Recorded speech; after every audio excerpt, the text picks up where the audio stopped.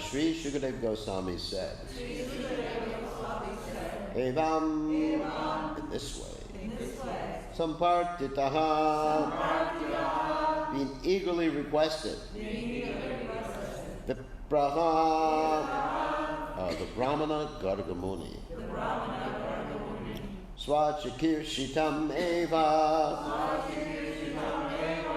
which he already desired to do, and for which he had gone there. Tat, that. Chakara, performed. Namakaranham, the name-giving ceremony. Gudaha, confidentially.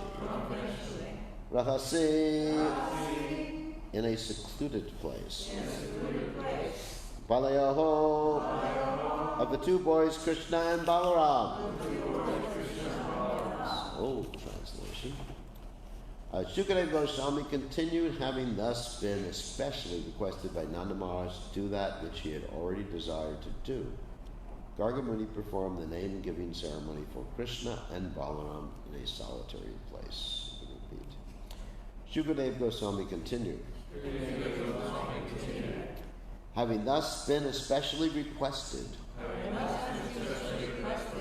by Nanda Maharaj to do that which he already desired to do. Gargamuni performed the name-giving ceremony for Krishna and Balaram in a solitary place. So there's no purport to this text, and the next text is just explanatory of what the verse already says. So we're going to keep reading 12, and then we'll go on to 13. So 12. Shigargavacha Hayam Hirohini Putro Ramayan Suredo Gunahaye Akyasyate Ramahiti Valadikyan Valam Vidu Yadunam Rapitan Vavat Sankarshanam Mushantyapi. Gargamuni said, this child, the son of Rohini, will give all happiness to his relatives and friends by his transcendental qualities. Therefore, he will be known as Rama, and because he will manifest extraordinary bodily strength, he will also be known as Bala. Moreover, because he unites two families, Vasudeva's family and the family of Nanda Maharaja, he will be known as Sankarshana. Nice. So, purport by His Divine Grace, Srila Prabhupada, Srila Prabhupada Ki Jai. Baladev was actually the son of Devaki, but he was transferred from Devaki's womb to that of Rohini. This fact is not disclosed. According to the statement in the Hari Vamsa, Pratyuvacha Tato Rama Sarvam Stan Abhidhas Tan Yadaveshvapi Sarveshu Bhavanto Mama Vallabhaha. Gargamuni did disclose to Nanda Maharaj that Balaram would be known as Sankarshan because of uniting two families, the Yadu Vamsa and the Vamsa of Nanda Maharaj, one of which was known as Kshatriya and the other as Vaishya. Both families had the same original forefather, the only difference being that Nanda Maharaj was born of a Vaishya wife, whereas Vasudeva was born of a Kshatriya wife. Later, Nanda Maharaj married a Vaishya wife, and Vasudeva married a Kshatriya wife. So although the families of Nanda Maharaj and Vasudeva both came from the same father, they were divided as Kshatriya and Vaishya. Now Baladeva united them, and therefore he was known as Sankarshana. So as I said before, that's just explanatory. I want to go read text 13 with its elaborate purport. Asanvarnastrayo yasya grinotto nu yugam tanuhu shuklo raktastata pita idanim krishnatam gataha Your son Krishna appears as an incarnation in every millennium. In the past, he assumed 3 different colors, white, red, and yellow. And now he has appeared in a blackish color. In another Dwapara Yuga, he appeared as Lord Ramachandra in the color of Shuka, a parrot. All such incarnations have now assembled in Krishna.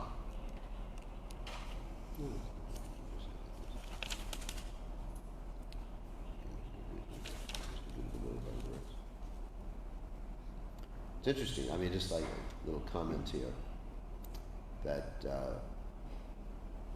actually Lord Ramachandra is not even mentioned here, and as color of a Shuka, parrot, Shukla, sometimes white, sometimes red. Anyway, so you see the Prabhupada's translations are actually purported translations, which is really interesting. Because he's actually citing in the translation as well as in the purport the commentaries of the past acharyas. And I noticed that when I was reading this verse before and reading the commentary of Vishwanath Chakravarti Thakur and Jiva Goswami and Sanatana Goswami, that Prabhupada is actually summarizing the commentaries not only in the purport but also in the translation. Really interesting. So, anyway, going ahead.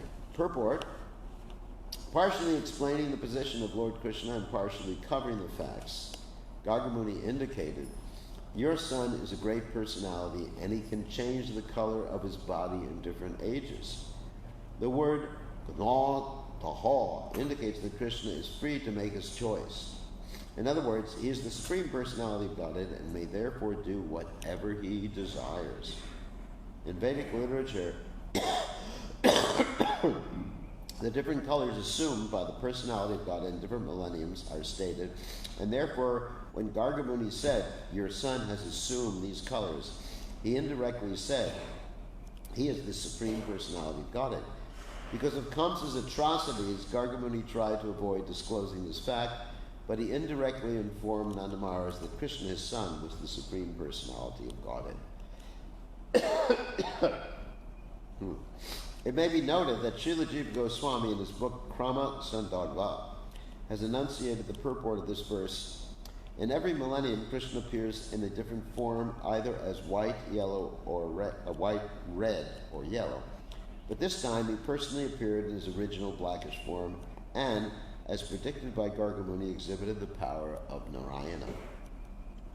Because in this form, the Supreme Personality of Godhead exhibits himself fully. His name is Sri Krishna, the all-attractive. Factually, Krishna is the source of all avatars, and therefore all the different features of the different avatars are present in Krishna. When Krishna incarnates, all the features of other incarnations are already present within him. Other incarnations are partial representations of Krishna, who is the full-fledged incarnation of the Supreme Being. It is to be understood that the Supreme Being, whether appearing as Shukla, Rakta, or Pita, white, red, or yellow, is the same person.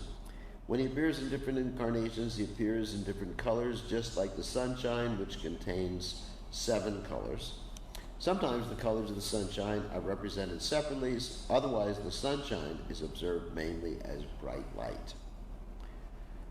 The different avatars, such as the Manvantura avatars, Leela avatars, and Dasha avatars, are all included in the Krishna avatar. When Krishna appears, all the avatars appear within him, as described in the Srimad Bhagavatam, 1st canto, 3rd chapter, text 26. Avatara yasankyeya hare sutta nire dvijaha yatha vida sila kuriya sarasa syu sahasrashaha. The avatars incessantly appear, like incessantly flowing water. No one can count how many waves there are in flowing water, and similarly there is no limitation to the avatars. And Krishna is the full representation of all avatars because he is the source of all avatars. Krishna is Amsi, whereas others are Angsha, part of Krishna. All living entities, including us, are Amshas, Mamevangso, Jiva Loke, Jiva Bhuta, Sanatana. These Amshas are of different magnitude. Human beings who are minute Amshas, and the demigods, Vishnu Tattvas, and all of the living beings are all part of the Supreme. Nityo Nityanam Chaitanash Chaitananam. Kathopanishad 2:13. Krishna is the full representation of all living entities, and when Krishna is present, all avatars are included in him. The 11th canto of Srimad Bhagavatam describes the incarnations for each yuga in chronological order. The Bhagavatam says, Krate Shuklas Taturbahu Tretayam Ratavarna Sao Dwapare Bhagavan Shama Krishna Varnam Visha Krishna. We actually see that in Kali Yuga, Bhagavan has appeared in Pita Varna, or yellow color, as Gora Sundara, although the Bhagavatam speaks of Krishna Varnam. To adjust all these statements, one should understand that although in some yugas some of the colors are prominent, in every yuga, whenever Krishna appears, all the colors are present. Krishna Varnam Tvisa Krishnam, although Chaitanya Mahaprabhu appears without Krishna or blackish color, he is understood to be Krishna himself. Idam Krishnatam Gataha. The same original Krishna who appears in different varnas has now appeared. The word asan indicates that he is always present. Whenever the Supreme Personality of Godhead appears in his full feature, he is understood to be Krishna Varnam. Although he appears in different colors, Prahlad Maharaj stated that Chaitanya Mahaprabhu is Chana. That is, although he is Krishna, he is covered by a yellow color. He's hidden, actually. Thus, the Gaudiya Vaishnavas accept the conclusions that although Chaitanya Mahaprabhu appeared in Pita Kala, he is Krishna. Interesting purport. So, Om Gana Tivananda Shah Gananjana Shlakaya Chakshuran Miditam Yena Tasmai Shikavena Maha. So I'd like to read part of the 11th canto in which the Prabhupada is making reference to here, and this is in Narada's teaching to Vasudeva from the 5th chapter in the 11th canto. So I'll just read the translation and part of the purport. So text 20, it starts that Shikaravajana replied, in each of the 4 yugas or ages, Krita, Treta, Dwarpa, and Kali, Lord Keshava appears with various complexions, names, and forms, and is thus worshipped by various processes. Next text. In Satyuga, the Lord is white and 4-armed, has matted locks, and wears a garment of tree bark. He carries a black deerskin, a sacred thread, prayer beads, and the rod and water pot of a brahmachari. And then next stage, next text. People in Satyuga are peaceful, non-envious, friendly to every creature, and steady in all situations. They worship the Supreme Personality of Godhead by austere meditation and by internal and external sense control. And Prabhupada comments here. In Satyuga, actually, not Prabhupada, this is Prabhupada's disciples' comment, making reference to the Acharya's commentaries. In Satyuga, the Supreme Lord incarnates as a 4-armed brahmachari described in the previous verse and personally introduces the process of meditation. And then we're going to go, we continue with Satyuga. In Satyuga, the Lord is glorified by the names of Hamsa, Suparna, Vaikuntha, Dharma, Yogeshvara, Amala, Ishvara, Purusha, Avyakta, and Paramatma. That's Satyuga. In Treta Yuga, let's see if there's anything else Prabhupada said. In Treta Yuga, the Lord appears with a red complexion. He has 4 arms again, golden hair. Wow, he's blonde. And wears a triple belt representing initiation into each of the three Vedas. Embodying the knowledge of worship by sacrificial performances, which is contained in the Rig, Sama, and Yajur Vedas, his symbols are the ladle, spoon, and other implements of sacrifice. So you try to picture the Supreme Personality of God at 4 arms with all these different sacrificial ingredients. You know, there's different, anyone who's seen a sacrifice in ISKCON, at least the sophisticated ones, not the ones I do, you'll see that there's different spoons that look differently, actually. Some spoons actually look like a hand. Anyone seen that? And some spoons just like a spoon. And it's, I don't know any of those things. All I know is chant Hare Krishna. But anyway, so this is the process in the Treta Yuga. And Prabhupada actually explains, this is interesting. He calls it the shruk, is a particular implement for pouring ghee into sacrifices. It's about an arm's length long and is made of a particular type of wood called kata. The shruk has a rod-like handle and a spout with a shallow groove at its tip that resembles a swan's beak. The front part is a carved-out spoon the size of a fist. The shruva is another implement used in sacrificial oblations. It's made of kandira wood and is smaller than a shruk and is used to pour ghee into the shruk. It is sometimes used instead of the shruk to pour ghee directly into the sacrificial fire. Anyway. So, in Treta Yuga, the members of human society who are fixed in religiosity and are sincerely interested in achieving the absolute truth worship Lord Hari, who contains within himself all the demigods. The Lord is worshipped by the rituals of sacrifice taught in the 3 Vedas. In Treta Yuga, the Lord is glorified by the names Vishnu, Yagya, Krishnigarbha, means the son of Krishna, actually, Sarvadeva, Orukrama, Vishakapi, Jayanta, and Urugaya. It probably actually makes that point. The purport of Krishnigarbha means the son of Krishna Devi and Sutapa. And since the Lord is always victorious, he's called Jayanta. In Dwapara Yuga, the Supreme Personality of Godhead appears with a dark blue complexion wearing yellow garments. The Lord's transcendental body is marked in this incarnation with Shrivats and all other distinctive ornaments. He manifests his personal weapons. And the next, of course, that's Krishna. And my dear King, in Dwapara Yuga, men who desire to know the Supreme Personality of Godhead, who is the Supreme Enjoyer, worship him in the mood of honoring a great king, following the prescriptions of both the Vedas and Tantras. And there's a verse here. I'm skipping the next verse.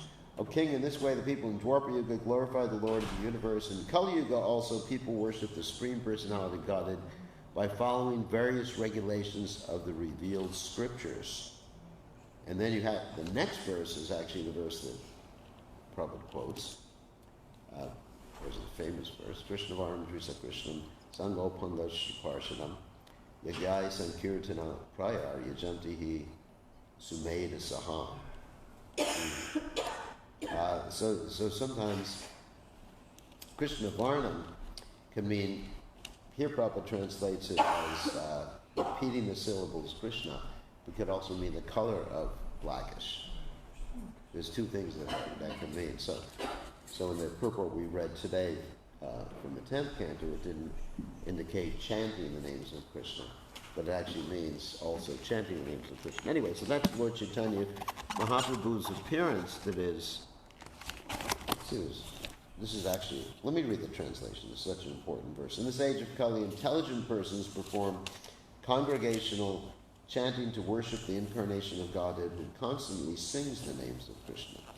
Although his complexion is not blackish, he is Krishna himself. He is accompanied by his associates, servants, weapons, and confidential companions. Very important verse. Remember, 11.5.32. This is probably one of our real nutshell verses in the Srimad Bhagavatam. Krishna Varam Drisa Krishna Sango Pangrash Parshanam Yagyai Sankirtana Prayar Yajantihi Sumedasa. And this verse was recited in Lord Chaitanya's pastime by Sarvabhauma Bhattacharya, who realized that Lord Chaitanya Mahaprabhu was the Supreme Personality of Godhead. Now, also, there's not many references to this Chana avatar or hidden avatar in the Vedic literatures, but in the purports, the acharyas have in the verse we read today, Jiva Goswami states that there is one verse in the Mahabharata about Lord Chaitanya Mahaprabhu's advent. It's a famous verse, and I'll read the verse. Suvarna Varna Hemanga Varangas Chanda Nangam Sanyasa Krita Sama Shanto Nishta Shanti Parayanaha. And so Suvarna, what does that mean? Our Sanskrit. Yeah, gold. So, Varna. And what does Hemanga mean? Gold limb? Yeah, golden limbs. So he's golden. He's Suvarna means a blissful or a transcendental color. Varna Hemanga. So his limbs are actually golden. It's a beautiful verse. Varangas Chanda. What is Varangas? I don't know that word. Varangas? Yeah, Varangas. You don't know, too bad. Chanda Nanganam. Anyway. And sannyasa, that means take sannyas.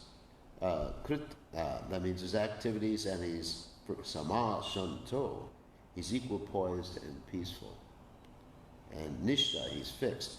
Shanti, and being peaceful. Parayana. Like this. So this is Lord Chaitanya Mahaprabhu being predicted in the Mahabharata. Actually, it's one of the few verses. And let's see what else they want to say about this. So also the acharyas comment that he's chanting the name of Krishna, and then they analyze, Jiva Goswami actually analyzes the name of Krishna in a particular way. He says, Krish means existence. Now, previously, there have been another analysis of the word Krishna, meaning Krish, meaning to attract, right? So there's different analyses the acharyas have given of the name Krishna. So Krish means existence, and Na, according to Jiva Goswami, means bliss, coming from the word Ananda. So another analysis of the acharyas is that Krish means to attract. Just like you have that verse in the Bhagavad Gita, Krishi Goraksha Vanijan Vaishya Karmas Vabhavajan, that a Vaishya is engaged in what? Plowing the land. But he's plowing the land with a tractor.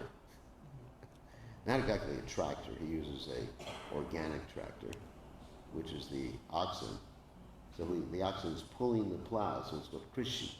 Krishi Goraksha, we mentioned the word Goraksha yesterday in class. Means he's protecting the cows. So that's a Vaishya's quality. So Krish means to attract. And in that particular context, the Na can be taken either as Ananda, giving bliss, or Na, negating material existence. You understand? So Lord Chaitanya Mahaprabhu appeared to teach the chanting of the Lord's holy names, Yuga Dharma. Ekon Dharma, Krishna Nama Sankirtan. And then, of course, there's other verses such as Kali Kalera Dharma, Krishna Nama Sankirtan, Krishna Shakti, Harivavartana. That in this age of Kali, Kali Kalera Dharma, the Dharma is Krishna Nama Sankirtan, but only those Krishna Shakti, Vinana, can only be done by those who have Krishna Shakti. In other words, as Bhaktivinoda Thakur states, the holy name is not simply a vibration that's made with the lips and the tongue. It has to descend. One has to be given the empowerment to chant the holy names. Or as Prabhupada said, one should hear the holy names from the lips of a pure devotee. And of course, lips of a pure devotee also means those who are representing the pure devotee. That's why devotees, or that's why Srila Prabhupada sent us out to preach Krishna consciousness. So anyway, that's all we have to say about this. So any questions or comments?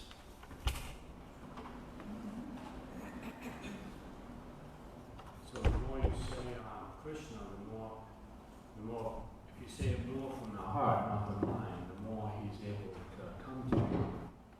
Well, yeah, one should chant from the heart, right?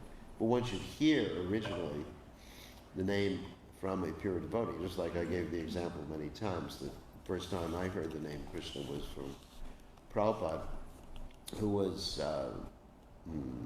had recorded an album when I was listening to the album on the radio. And that changed my whole life. And then also, when I first read Krishna book, which is another manifestation of Prabhupada's Vani, then I became so immersed. I didn't say pure devotional service or anything like that, but I became so immersed in thinking about the person, Krishna, who had stolen butter and fed it to the monkeys just because of the potency. Because Prabhupada's speech, when the pure devotee speaks, he's actually Goloka Premadana Harinam Sankirtan. His sound vibration is coming directly from Goloka Vrindavan. Another statement Prabhupada gave is that the saffron dust particles are contained within the words of a pure devotee. So yeah, one should chant with one's heart, but hear the holy names from a pure devotee. And also, Sanatana Goswami, quoting from the Hari Bhakti Shuddhaya, states, Vaishnava Mukod Girnam Putam Harikatam Ritam Shravananaiva Kartamyam Sarpo Chisti Atapayam, that one shouldn't hear about Krishna or hear the holy names from those who are not devotees or non-devotees. And of course, non-devotees means two types: those who are adverse to Krishna consciousness. Just like yesterday, I was speaking to a sannyasi from the Shankaracharya Sampradaya and asking, what do you do? He says, I give Bhagavad Saptaha. And I was thinking, not to criticize, he's a nice person, but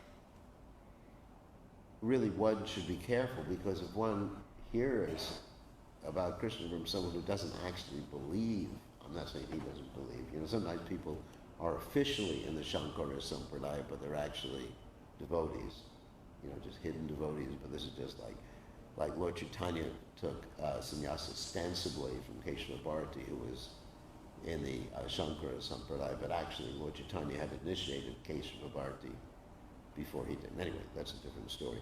So, but anyway, I was thinking, if someone does not actually believe Krishna is God, or believes that Brahman is superior to Krishna, or believes that ultimately it's all illusion. Mayavadi, of course, means Krishna's body is an illusion, and Krishna's pastimes are an illusion, and you have to just go above it to merge into the absolute or whatever.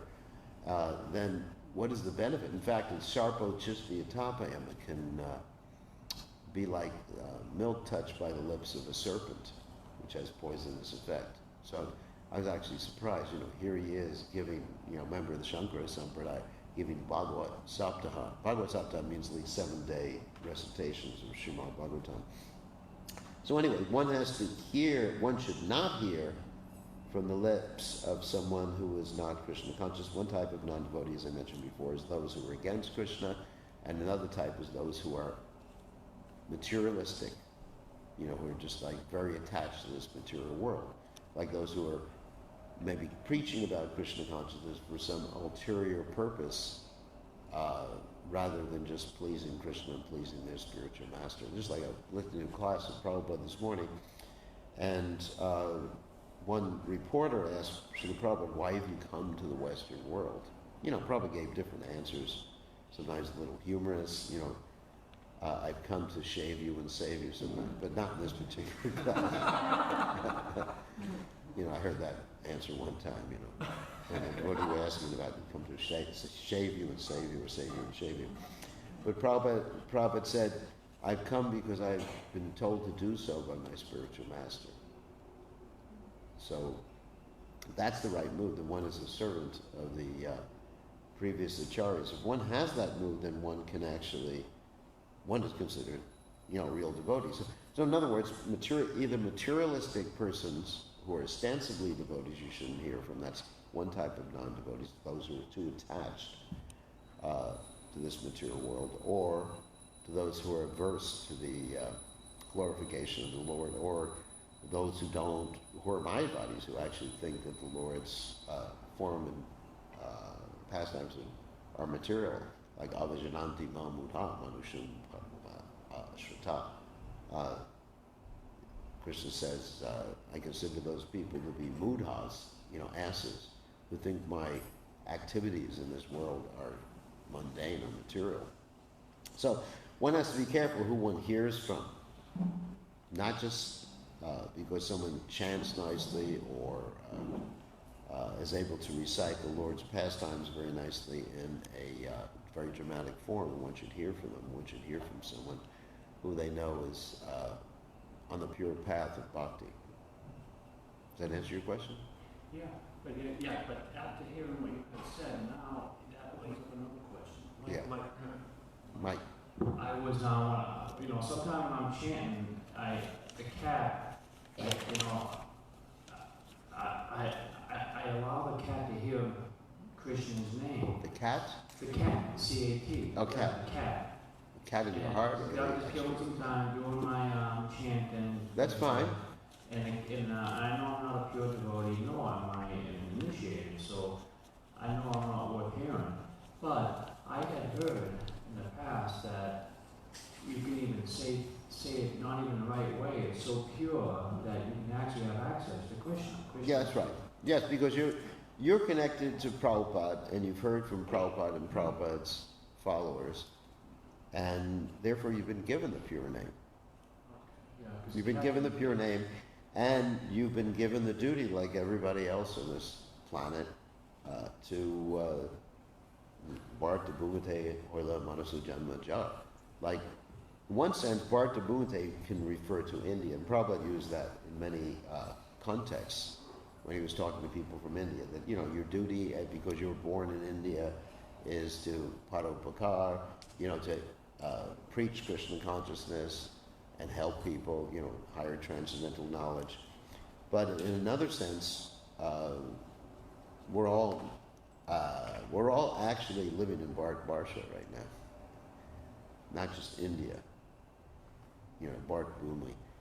This is in a higher sense, because at one point, Yudhisthira Maharajas and the Acharyas, not Acharyas, but the past kings in previous ages, they had control of the whole earth.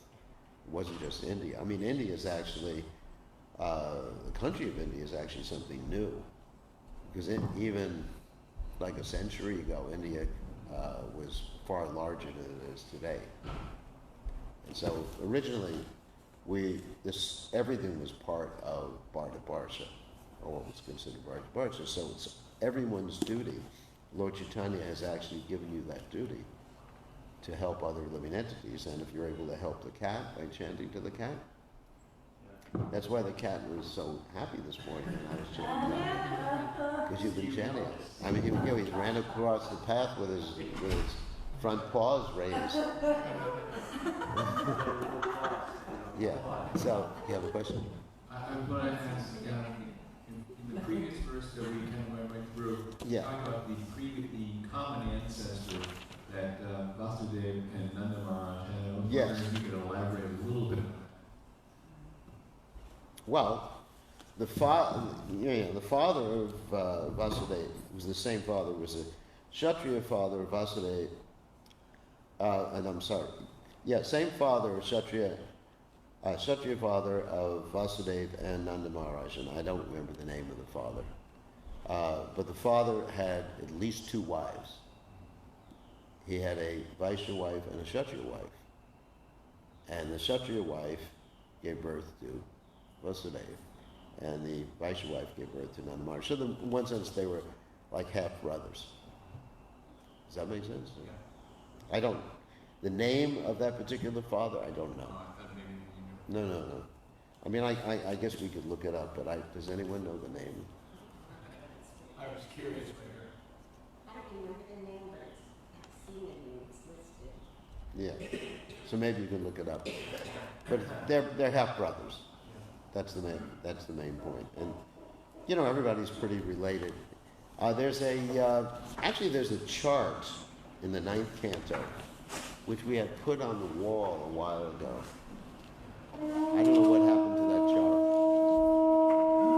Do you remember you remember that chart? I do remember the chart, but I can't remember what was on it. I don't know what happened I was to it. just curious when you said it. I thought maybe there was some name I couldn't remember. I can print out. Actually, I should print out that chart again and put it up.